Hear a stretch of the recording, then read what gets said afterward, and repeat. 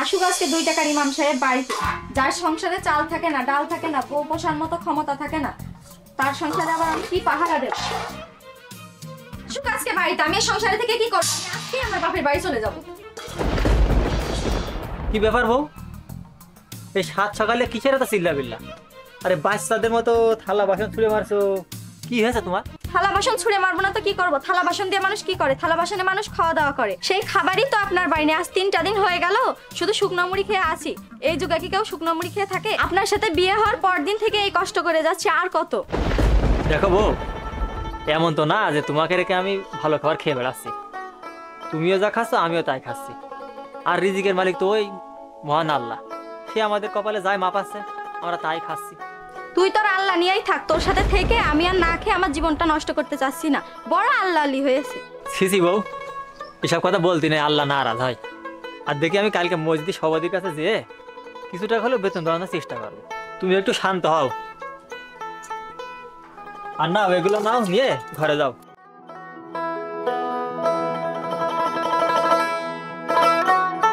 ইয়া আল্লাহ, আমার বউটাকে তুমি হেদায়েত দান করো, তাকে ধৈর্য ধরার তৌফিক দাও, আমিন। আমি তো তোমারে বললাম তোমার জমির দাম 5 লাখ টাকা, সেই জায়গায় আমি তোমারে 10 লাখ টাকা দিচ্ছি। জমিটা আমার লাগবে, তুমি বুঝতে পারছো না যে তোমার আমি 5 লাখ টাকা ধরে দিচ্ছি? হ্যাঁ, জমিটা আমার পছন্দ, অবশ্যই লাগবে জমিটা। জমিটা দ্বিতীয় কোনো লোক যেন না পায়, একমাত্র আমি ছাড়া। তুমি তো ভালোই জানো গ্রামের আমি একজন নামকরা ব্যক্তি। হ্যাঁ, আমি যেটা বলি তো সেটাই। তা দ্বিতীয় কোনো আর কথা বলতে চাই না, কালকে এসে তুমি জমির টাকা আমার কাছ থেকে নিয়ে যাও, এটাই আমার ফাইনাল। আচ্ছা,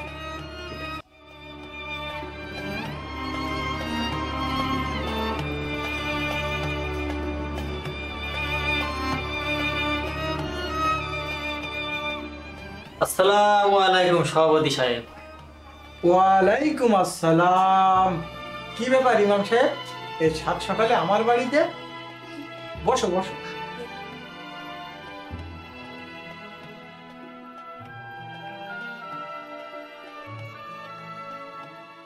সভাপতি সাহেব, যদি কিছু মনে না করে বলার অনুমতি দিতেন, একটা কথা বলতাম। আরে কি কবা, নির্ভয়ে নির্দ্বিধায় কও। তুমি হলো আমার মসজিদের ইমাম, অত ভয় পেতে গেলে কি হবে? তুমি একটা কেন 5টা কথা বলো আমার সাথে। দেখুন সভাপতি সাহেব, নিত্য প্রয়োজনীয় জিনিসপত্রের দাম যেভাবে বেড়ে উঠেছে, এই স্বল্প বেতনে আমি আমার সংসার চালাতে পারছি না। তা আপনি যদি সামান্য বেতন বাড়িয়ে দিতেন, তাহলে আমার সংসারটা ভালোভাবে চালাতে পারতাম।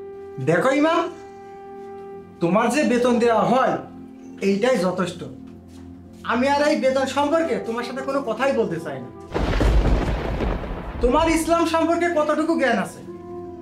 তোমার থেকে অনেক জ্ঞানী জ্ঞানী ইমাম আমার পরিচিত। আমি চাইলে তো তাদের 2000 টাকা বেতন দিয়ে রাখতে পারতাম। যদি আমার বেশি বেতন দিয়ে রাখতে হয়, তাহলে আমি তাদেরকেই রাখবো। তোমাকে কিসের জন্য রাখবো? তুমি আল্লাহর নাম বিক্রি করতে চাও? এ তো দেখছি তোমার পুরোটাই ব্যবসা। জি জি সভাপতি সাহেব, আল্লাহর নাম বিক্রি করে ব্যবসা করতে যাব কিসের জন্য? আপনি যে বেতন দেন সেটাতে আমার সংসার চলছে না, তাই আসিলাম। আপনি যদি অল্প কিছু টাকা বাড়িয়ে দিতেন, তাহলে আমি সংসারটা চালাতে পারতাম। তুমি তো দেখছি নতুন করে ফোন দিয়ে গেছো, আল্লাহর নাম বিক্রি করে খাচ্ছ, আবার বড় বড় লিকচার দিচ্ছ আমার সামনে। যাও আমার চোখের সামনে তো ওঠো, আবার যাও যাও আমার চোখের সামনে তো যাও। যত সব ফালতু লোক।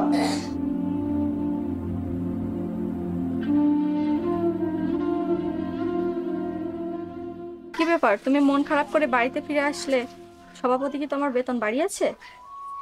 আমি জানতাম বাড়াবে না, কারণ ও একটা ঘুষখোর, সুদখোর, লুচ্চা। ও তোমার মতো ইমাম সাহেবের বেতন বাড়াবে না। ও পারে বিভিন্ন মতের বাড়ি টাকা দিতে, বিভিন্ন অনুষ্ঠানে টাকা দিতে, খারাপ মেয়েদের এনে ফুর্তি করতে। আল্লাহ এত মানুষের মরণ দেয়, ওর মরণ দিতে পারে না? সিসি বউ, এভাবে তুমি কারো অভিশাপ দিতে পারো না। উপরে তো একজন আছে, সে সব কিছুই দেখছে। ভালো কাজ করুক বা খারাপ কাজ করুক, তার বিচার সেই করবে। তুমি একটু ধৈর্য ধরো, সব আল্লাহর উপর ছেড়ে দাও। কালকে সকালটা হোক, আমি একটা ব্যবস্থা করছি। প্রয়োজনে আমি অন্যের ক্ষেতে কাজে যাব। এ জ্বালা আমার আর সহ্য হচ্ছে না। আচ্ছা দেখি তুমি কালকে সকালে কি করতে পারো, না হলে আমারই একটা ব্যবস্থা করতে হবে।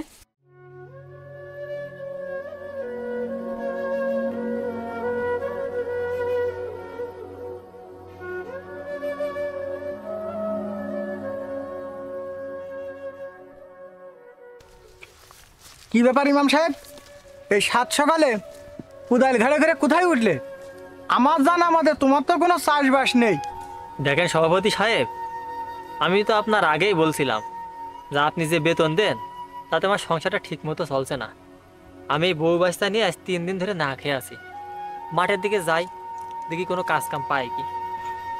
না না, তুমি এটা করতে পারো না। তুমি হলো আমার মসজিদের ইমাম। তুমি যদি এখন লোকের খেতে কামে যাও, তাহলে মানুষ আমাকে কি বলবে? যে আপনার মসজিদের ইমাম লোকের খেতে কামলা খেটে বেড়াচ্ছে। এতে কি আমার মান সম্মান থাকবে? থাকবে না। আর কয়েক ঘন্টা পরেই জহরের আজান দেবে, তাহলে নামাজটা পড়াবে কে? তুমি তো মিয়া দেখছি সবসময় ফাঁকি দিয়ে ধান্দা করো। আবার বলো আমার বেতনটা বাড়িয়ে দাও, তাহলে তোমার আমি বেতনটা বাড়াবো কি করে? যাও মিয়া মসজিদে যাও, সবসময় ফাঁকি দিয়ে ধান্দা করে। দেখেন সভাপতি সাহেব, আমি এই বউ বাচ্চা নিয়ে না খেয়ে দিন পার করছি, তাই আমি বাধ্য আছি এই কুদাল ঘাড়ে নিতে। আপনি এমনটা করতে পারেন না। তোমাকে আনা হয়েছে আমাদের মসজিদের ইমামতি করতে, মানুষের খেতে কামলাগিরি করতে নাই। তাই তোমার সাথে আমার অত ফাও পেঁচাল পাড়ার সময় নেই। আমার বহুত কাজ আছে। আমার চোখের সামনেতে যাও, যাও।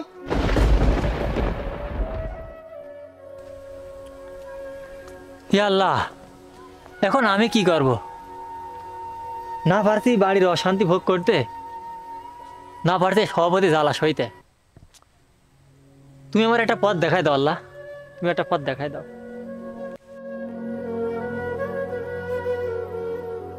কি ব্যাপার, তুমি না কাজে গিয়েছিলে, এখন বাড়িতে কি? দেখো বউ, সভাপতি আমার কাজে যেতে দেয়নি। আমি কাজে গেলে নাকি নামাজে ফাঁকি দেওয়া হয়ে যাবে। আমি নাকি নতুনকে ধান্দা শুরু করেছি। এখন তুমি বলো আমি কি করব? আমি জানতাম তোমার কেউ কাজেই নিবে না, কারণ তুমি তো সেই ছোটবেলা থেকে হুজুরগিরি করা শিখে রেখেছো। আমি তোমাকে কত করে বললাম যে হুজুরগিরি করা ছাড়ো। আমি আর এভাবে সংসার করতে পারবো না। তোমার সাথে যদি আমার 3 বেলা না খেয়েই থাকতে হয়, তাইলে এই সংসার আমার করার থেকে না করাই ভালো। দেখো বউ, তুমি একটু শান্ত হও। কিসের শান্ত হব? আজকে তোমাকে একটা সাবসেপ কথা বলে দিচ্ছি, আজ থেকে তোমার মতো তুমি, আমার মতো আমি। হে আল্লাহ, এভাবে তো আর পারি না। এখন আমি কি করব? তুমি আমার যে কোনো একটা রাস্তা দেখাই দাও। জিয়ান, কই বাবা তুই? এদিকে আয়। জি আম্মু বলো। আজ থেকে আমরা টিকটক ভিডিও শুরু করব।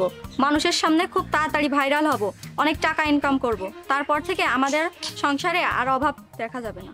এই নাও ধরো, আর আমি যেভাবে বলবো সেভাবে ঠিকঠাক মতো করে ভিডিও করবা। ছি আম্মু, তুমি এগুলো কি বলো? আমার বাবা একজন ইমাম মানুষ। এই কথাগুলো যদি বাইরের লোক জানতে পারে, আমাদের মান সম্মান বলতে কি আর কিছু থাকবে? আরে রাখ তোর মান সম্মান। মান সম্মান কি তোর মুখে খাবার তুলে দিচ্ছে? আমি যা বলি তাই ঠিক মতো কর। আয় আমার সাথে। আমি এখানে ডান্স করব, তুই আমার মুখও ঠিকঠাক ক্যামেরাটা ধরবি। আম্মু, আমি তোমাকে বলছি এগুলো করা কিন্তু আমাদের উচিত হবে না। আমার আব্বু একজন ইমাম মানুষ। আমার আব্বু কিন্তু আর সমাজের সামনে আর মুখ দেখাতে পারবে না। চুপ কর, আমি যা বলি তাই শোন। ঠিকঠাক মতো ভিডিও কর।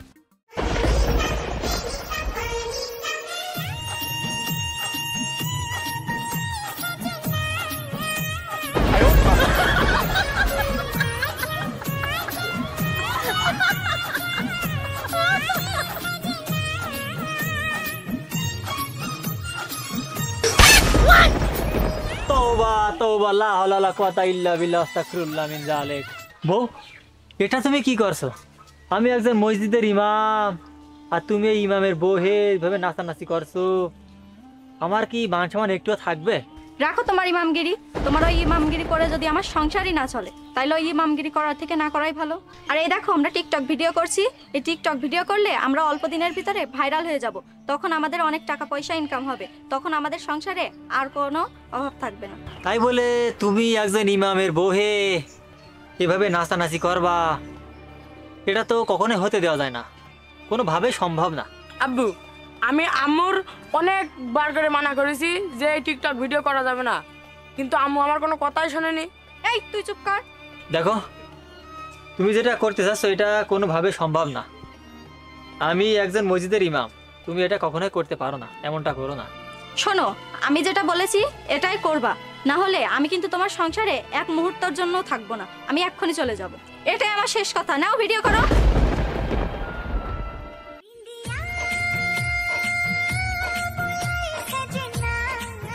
সি সি সি, এটা সহ্য করতে পারলাম না। এই, এটা ধর, তোদের যা ভালো লাগে তাই কর, আমি গেলাম।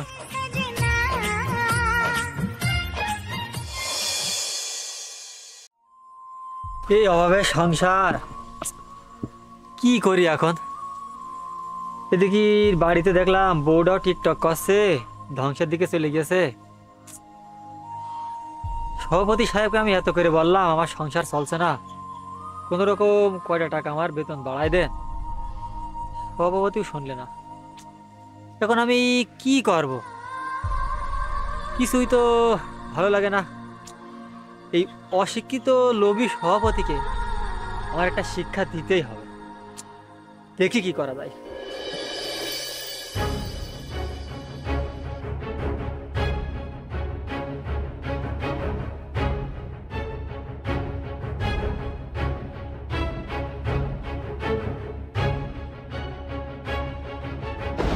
কি ব্যাপার? আমার ছাগল, মসজিদের ইমাম, তার মানে কি তুমি ছাগল চুরি করতে এসেছো? সি সি সি সি সি, তুমি দৌড় মারো আর যাই করো, পালাবা কোথায়? তুমি এসেছো আমার বাড়িতে ছাগল চুরি করতে। এই বিচার তোমার কালকে সকালেই হবে, শুধু সকালটা হতে দাও, তারপরে আমি কি করি। এখন যাব আমি সেই মেম্বারের কাছে।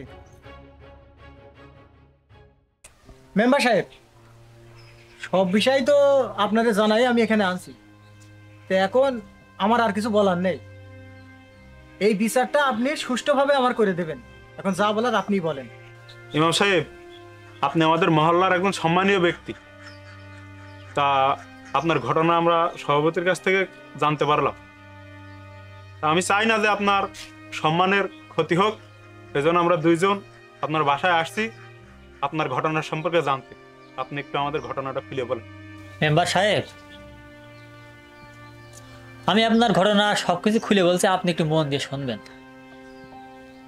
আচ্ছা মেম্বার সাহেব, আপনি কি কখনোই শুনেছেন বা দেখেছেন কোনো ইমাম সাহেব কারো 2 টাকা মেরে খেয়েছে? কিন্তু আমি আজকে কেন সভাপতির বাড়িতে ছাগল চুরি করতে গেছি এটাও আপনি একটু ভাবেন। সভাপতি সাহেব আমার যে বেতন দেয়, সেই বেতনের টাকা দিয়ে আমার সংসার কোনোভাবে চালাতে পারছি না। আমি সভাপতি সাহেবকে অনেকবার রিকোয়েস্ট করেছি আমার বেতন যাতে কিছুটা বাড়িয়ে দেয়, তাছাড়া কোনোভাবে আমার সংসার চলছে না। আর আপনি তো জানেন মেম্বার সাহেব, বর্তমান বাজারে এই জিনিসপত্রের যেভাবে দাম বেড়েছে, এই অল্প কিছু বেতনে কখনোই একটা সংসার চলে না। আর আমাদের মতন হুজুররা কেন খারাপ পথে চলে যায়? শুধুমাত্র এমন ভণ্ড সভাপতি ও লোভী মানুষের জন্য, যাদের কোনো যোগ্যতা না থাকা সত্ত্বেও আমাদের সমাজের বিভিন্ন চেয়ারে বসিয়ে দেওয়া হয়। আর শুধুমাত্র তাদের কারণেই আজকে হুজুররা বা ইমামরা খারাপের দিকে চলে যায়। দেখেন মেম্বার সাহেব, আপনারা তো 3 বেলা খুব ভালোভাবে খাওয়া দাওয়া করেন, ভালো পোশাক পরে সমাজে বেরিয়ে বেড়ান, কিন্তু একবারও কি চিন্তা করে দেখেছেন যে এই স্বল্প বেতনে একটা ইমাম সাহেবের সংসার কীভাবে চলে? কখনোই আপনারা দেখেননি। আপনারা শুধুই দেখেন যে ইমাম সাহেবের দোষ ত্রুটি খুঁজে বেড়ান, হুজুররা কি করছে না করছে সবসময় হুজুরদের ভুল ধরার জন্য আপনারা ঘুরে বেড়ান। আমি এই সভাপতিকে অনেকবার রিকোয়েস্ট করেছি আমার বেতনটা কিছুটা বাড়িয়ে দিতে, যাতে আমি আমার সংসারটা ভালোভাবে চালাতে পারি, কিন্তু সে কোনোভাবে আমার কথা শোনেনি। আমি না পেরে বাধ্য হয়ে মানুষের কাছে কামলা খাটতে গেছি, তারপরেও সে কি বলে আমি নাকি নামাজ পড়াবো না, নামাজে ফাঁকি দেব, আমি ধর্ম বিক্রি করে খাচ্ছি, এই কথা বলে সে আমার সেখান থেকে তাড়িয়ে দেয়। পরবর্তীতে আমি কোনো উপায় না পেয়ে বাধ্য হয়ে এই সভাপতিকে একটা শিক্ষা দেওয়ার জন্য আমি তার বাড়িতে ছাগল চুরি করতে যাই, যাতে এই সভাপতি একটা শিক্ষা পাক। কারণ এমন অযোগ্য লোকের কারণে আজকে হুজুররা খারাপ হচ্ছে, হুজুরদের মানুষ এমন খারাপ চোখে দেখছে। সভাপতি সাহেব, ইমাম সাহেব এতক্ষণ যা যা বলেছে এগুলো কি সব সত্যি? আসলে মেম্বার সাহেব, তিনি বলছিল আমার বেতন বাড়ানোর কথা, তা তাকে আমরা 2,000 টাকা বেতন দিতাম, এরকম 1,000 টাকা বাড়াইছি, মোট 3,000 টাকা বেতন। তা আমার কাছে বারে বারে রিকোয়েস্ট করেছে বেতন বাড়ানোর কথা, তা আমি বেতনটা বাড়াইনি। এই ঊর্ধ্বগতি বাজারে জিনিসের যে দাম, এই 2-3 হাজারে কি একজন মানুষের সংসার চলে? এটা আপনি কি করেছেন? ইমাম সাহেব যখন আপনার কাছে এসেছে, আপনি তো তাকে সামান্য কিছু বেতন বাড়া দিতে পারতেন। এখন তো দেখছি দোষ সব আপনার। আর ইমাম সাহেব যেটা করেছে এটা তো আপনার শিক্ষা দেওয়ার জন্য করেছে। মেম্বার সাহেব, আসলে বিষয়টা আমি ওইভাবে ভেবে দেখিনি। কথাগুলো আপনি ঠিকই বলেছেন, তাকে আমার কিছু টাকা বেতন বাড়ায় দেওয়া উচিত ছিল, কারণ দেখতে হবে যে তার সংসারটা কিভাবে চলছে না চলছে, আমাদেরই তো দায়িত্ব।